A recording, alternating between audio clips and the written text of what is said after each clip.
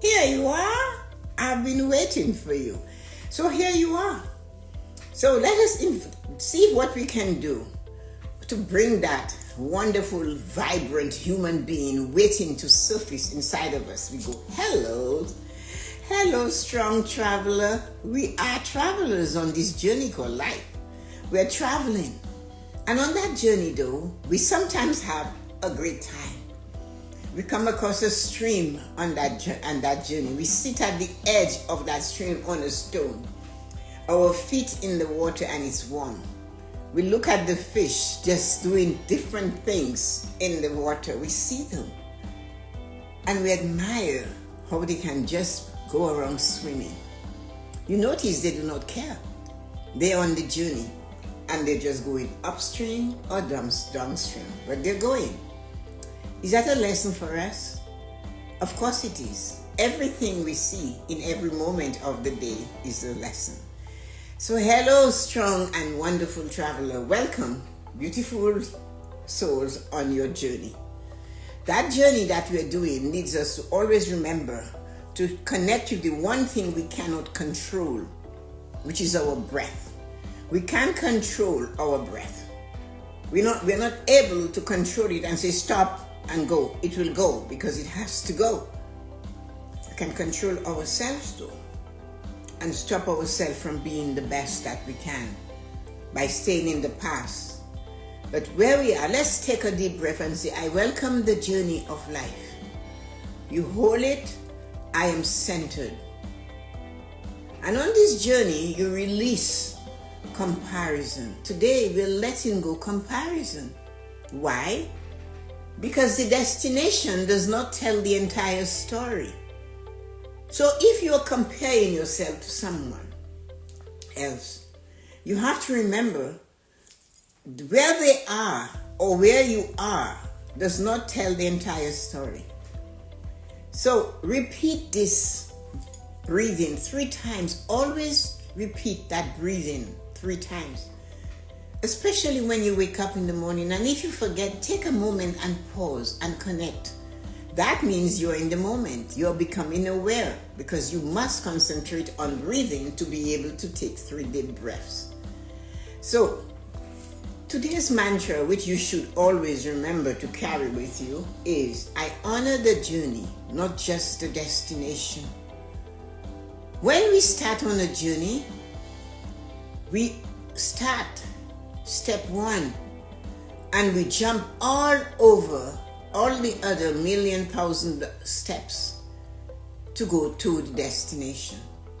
But when the destination is in the moment and we are the destination, we have to remember that the destination is not telling the whole story.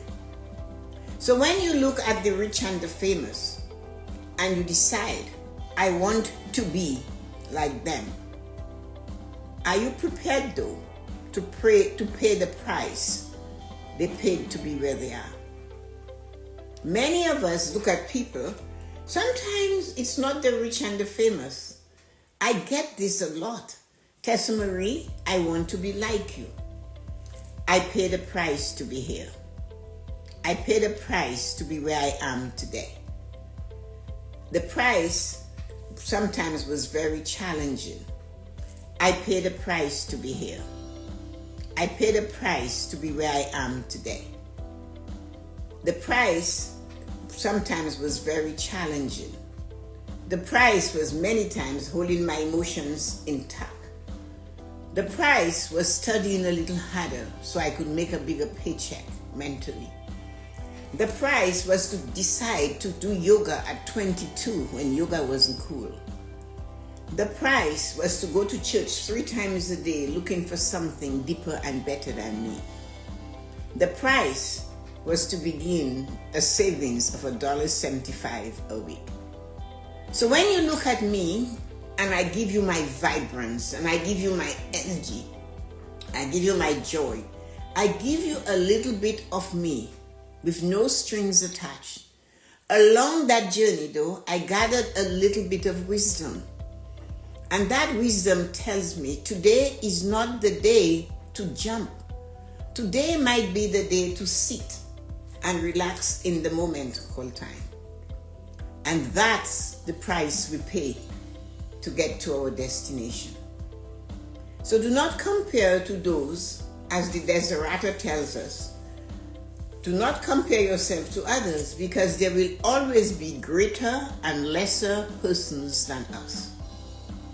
It's in the Deserator. It tells that to us. The only comparison we should have is to self. Staying in the moment and comparing to self, knowing that self is the most important thing you have. So one of the things we have for sure is that the destination does not tell the entire story. We often look at other people's lives, and admire their successes, their peace, or their prosperity. Often it's the prosperity we admire. Sometimes envy creeps in. But the destination we see is only the visible chapter. It is not the entire book. It's not the whole book. Cliches surround us for us to learn. Many of them are words of wisdom. Do not judge a book by its cover. Open the pages, read the book, get the essence, stop in the moment and realize a phrase, a clause, a word that just triggers you. Their journey may have been filled with challenges we could not imagine. Their sacrifices, their setbacks, and their perseverance are hidden beneath the surface. The truth is, fulfilled life is not given, it is built. The truth, a fulfilled life is not a given, it is something that is built. Instead of envy, let's ask, am I willing to go on the journey required for my own fulfillment? When you're busy looking at the fulfillment of somebody else and want to jump on their bandwagon, what are you doing with yours? Are you giving yours the attention it desires or it needs so you can live that fulfilled life? Did you stop in a moment of haste and realize in anger that, hey, this is not going to take me any closer to my dream goal of desire of living a fulfilled life? Or is it going to take me away? What is it going to do? Did you stop when you chose not to apply yourself at work or at school and realize, hey, if I do not study mentally, I will fail? Or are you just looking at the one that got 99% and say, you are so lucky? No, they are not lucky. They did the work. Or you could be like the woman who was at a get-together where we were, a bunch of us who had known each other. We were the easy living ladies group. A few of them have passed away, so we do not have the group. It was 12 of us. And we met one day a month at each other's home from about 5 in the afternoon. And sometimes there was once we left and the sun was rising the next Sunday morning. What we did, we found out that we only met each other at funerals and weddings. So we decided that was not good enough. So we formed a group of 12. We did not expand it beyond that. And we met at each other's house, and the hostess was entirely responsible for serving women with her best china, no paper plates, no plastic knives, no plastic fork, no plastic. Everything had to be top notch because women serving women. This young lady came as a guest, and she was there. Just somebody invited her, and we said, it's okay. And she looked at us and pointed her fingers in each of our direction, and she said, I want what you have, and you have, and you have. And everybody drew themselves back and said, no, can you pay the price for what we have? You can get in your car and drive from Toronto to Florida to visit your sister whenever. For us to come today to this thing today, this now, we had to prepare meals for the people we left at home, the husband, the children, before we got here. That's why the hostess is responsible to serve us, because all we ever do is serve others. Can you do that? She couldn't pay the price. Of course, we couldn't take another member, so she didn't come. It was okay. But as time went by, two of the ladies are not well anymore. 2 of them have passed away. And now we decided, let's just leave it. It's okay. That was a special time. But that is what groomed me and others like Loretta and all the others who were on that journey at the time to be who they are. We had to give our best to our friends. We were allowed, we could bring a person. We had a yoga master, we had lawyers, we had doctors, we had people come to talk to the group. But the best part was sharing and watching each other cry. And I remember Mary has passed away, but when we left Mary's house one morning, the sun was rising. That was scary. So that's all that, is part of what brought me to be me. The destination is beautiful, but it's the journey that shapes us into who we must become to enjoy it. Am I willing to go on the journey required for my own fulfillment? That's the question we must ask before we decide to compare ourselves to those that are better or lesser than us. Emotional prosperity, the journey, tests our emotions. We need resilience. We need persistence. We need patience. We need forgiveness. Comparing yourself, myself, ourselves steals emotional peace. Instead, ask, what is my lesson in this moment? What can I learn on this journey in this moment? An affirmation might help. I master my emotions by honoring my own journey. I stay on my own journey. If you are a track star, superstar, running the track, if you stray in somebody else's lane, you're disqualified.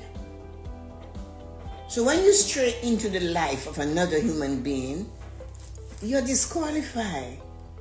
You didn't do your best.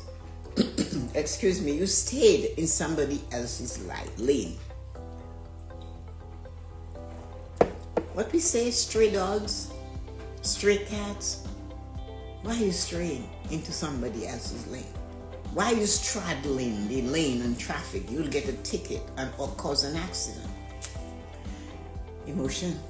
Physical prosperity and destinations are achieved step by step, often through physical discipline of health, energy, and sacrifice. The person that goes for a walk every day uses the biggest muscle the body has. The person who is 80 or 90 or 10 or 12, ever tried exercising and have toddlers around? When you go to do the downward dog, your leg is coming down on somebody's head. Right? That's the price to pay. Oh, well, Mom, can I do? No, I just need to do my exercise, right? And sometimes you put a video on to listen, and that's the exact time they're studying, and they say, Mom, could you turn it down? Yeah, physical. You're doing everything you can. And I always said that, and I practice it. Physically, I am doing everything I can. So when I get to where I am today, that if I choose to stand up to talk with you, I can. That I need no aid to get out of a chair except my both legs. Using my body instead of holding on to something to get out of the floor or out of a chair. Respect your body as the vessel that carries you forward. My body is strong enough, your affirmation should be, to carry me on my path. And if you notice, at any age, at any time, that body is not willing to go. You need to do something about it. Because the destination is not the story. The destination will not tell that today it was challenging for you to get off the bed. The destination will just say, oh, you are up. How are you doing? Mental prosperity. Every fulfilled life was built on mental clarity, decisions, and focus. So every time somebody is living a fulfilled life and you're looking at them living that fulfilled life, remember it was built on mental clarity, decision to focus on what is the best for them at the time. We always say focus. So sometimes you're talking to a toddler, like when I spoke to Jillian once and I said, Jillian, you're not focusing, and she was really small. She said, Mommy, I'm focusing in. Can you see I'm focusing in? That was how she said it.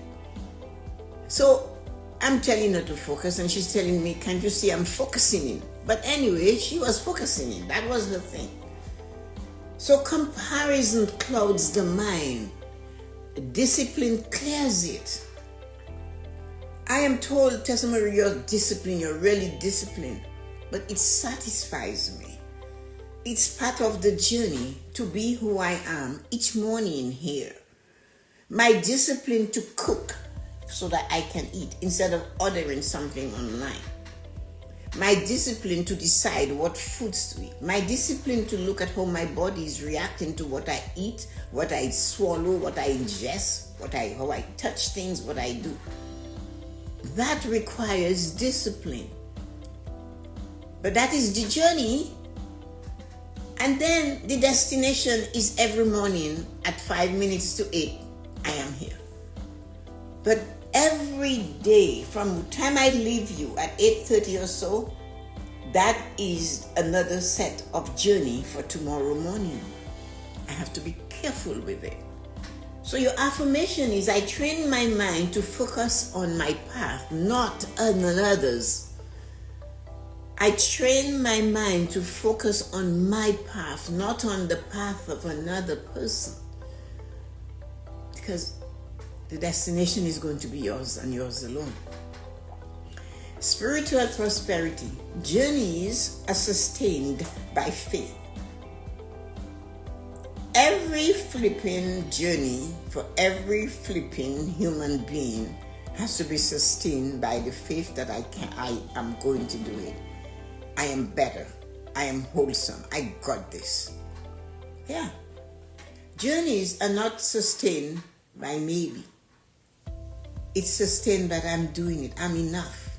I know I can do it.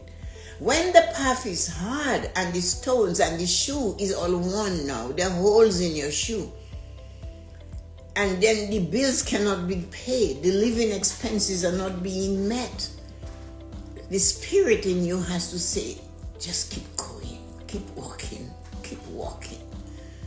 Nobody can make you do it but you. You are the only one that can hold yourself accountable to move in the direction of that destination that seems so far away. But without turning on your headlight in your car, you will not be able to see the first 100 yards. Without deciding to get up in the morning and take the first step, you wouldn't be where you are right now. So my spirit is guiding.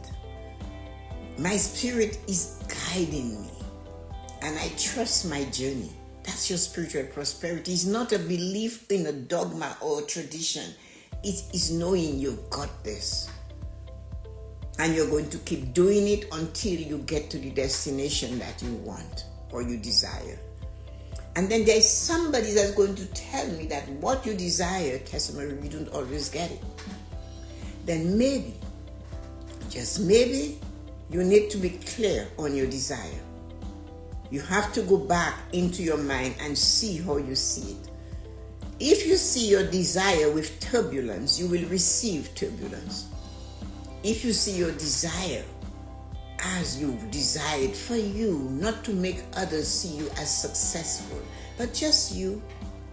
And that's why I always say, here you are. Every morning, here you are, those of you who come. The Nancy, the Stacy, the Loretta, the Colin, the Debbie, this one, the Yuko, all of you, and all of you, Candice, and all of you on TikTok that shows up. Here you are. You are part of my journey. You help shape me, because when you come, I must give you my best. When you come, I must speak honestly with you. And maybe what I say is not what you desire to hear, but it's my best. I have nothing less to give you but my very best. So when what you see someone else's end is simply one step on their spiritual journey. What you see as the end is a step they took on their spiritual journey. My spirit is guided, and I trust my journey. Financial prosperity and the destination. The entire story of the destination of financial prosperity is sometimes very challenging to comprehend. We never take responsibility for what we do. And sometimes I have been accused of, Tessa-Marie does not help financially. Tessa-Marie doesn't help financially. That's okay. Because I know for sure that your lack of responsibility does not constitute an emergency for me. We have to do our best. We have to live within our means. I started a journey of $1.75. I know it's possible, even in today's economy. Financial stability does not appear overnight, certainly not.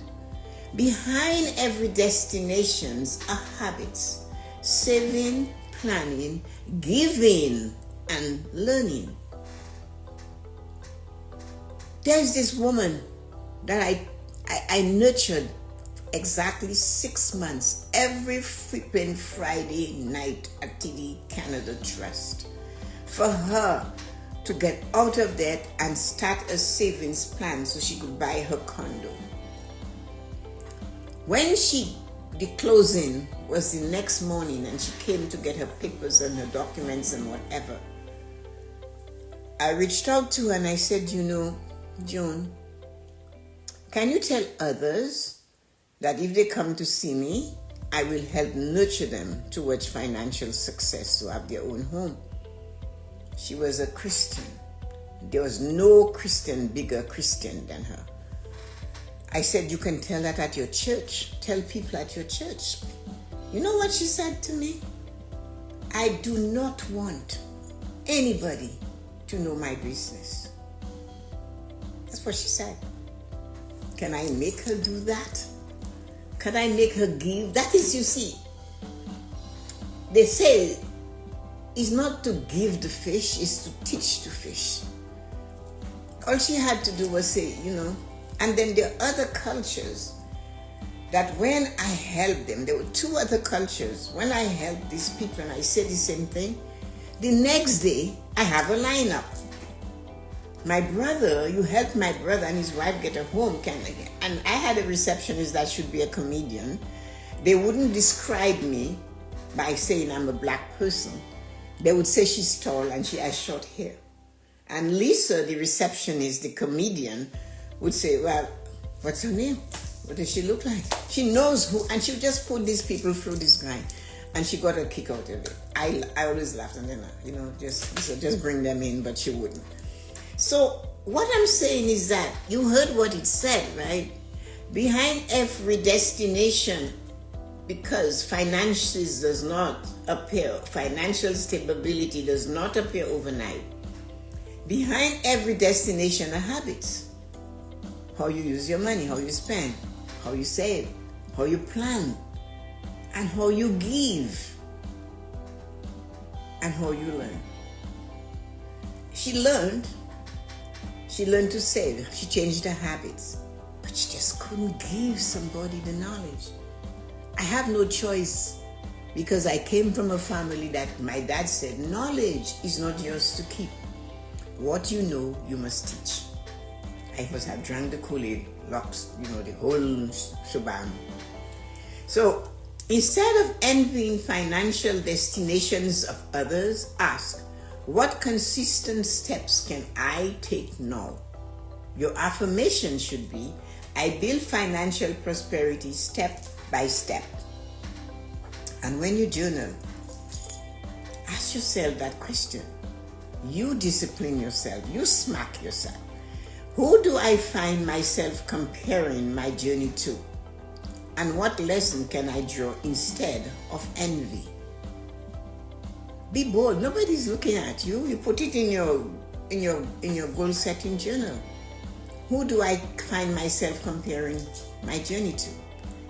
And what lesson can I draw instead of envying them? Then ask yourself, because all 5 pillars have to be firing on all cylinders. Which of my 5 pillars needs more attention for me to move forward on my journey? Is it the emotional one, expecting others to give me, or like the young woman that thinks she just wants what we have and cannot pay the price, or is not willing to pay the price? And you can have another journaling prompt. What small daily step am I willing to commit to for my own fulfillment? What can I do today to make me feel good? Simple. So let's do our little ending visualization. Picture yourself at a mountain peak. That's the destination. You're at the top of the mountain. At the top of the mountain. Now imagine turning around, looking down at the winding path that brought you there. The valleys, the rivers, the storms, and the sunshine. You went through all that. You know what I do when I go on those exotic, crazy vacations of mine? Like when I got to Machu Picchu, I did this. I was so grateful in that moment. I made it to the top of that thing. I was 70, and people younger than me didn't get there. But whenever I get to a destination that I plan to be, I pause and take it in. Because the journey is not telling the whole story. It's when I get there, I need to take it. Now imagine turning around, looking down at the winding path that brought you where you are. The valleys, the way you went through, the raging rivers, the calm river, the storms, and the sunshine. Realize in this moment, while you're closing your eyes, the destination is beautiful. Yes, it was. But the journey is what made them whole. The journey, planning, saving for that trip. And getting there and not pausing in the moment to accept it as, hey, I did it. Then it makes the journey worthless. If you just chew on that food you craved without savoring it, you made the journey, the job, to get to it worthless. The destination does not tell the whole story. I honor the journey that is shaping me. So all I can offer you on this Wednesday, stop envying the destinations of others. Your journey has its own beauty, its own lessons, and its own reward. Honor it, and your fulfillment will come. Have a wonderful and amazing, spectacular day. If you're looking for someone to be a speaker at any of your events that you're planning, get in touch with me. My email address is right here, and you can contact me, and I would love to give you more about making life choices to you or any of the topic on living a fulfilled life. Have a great day.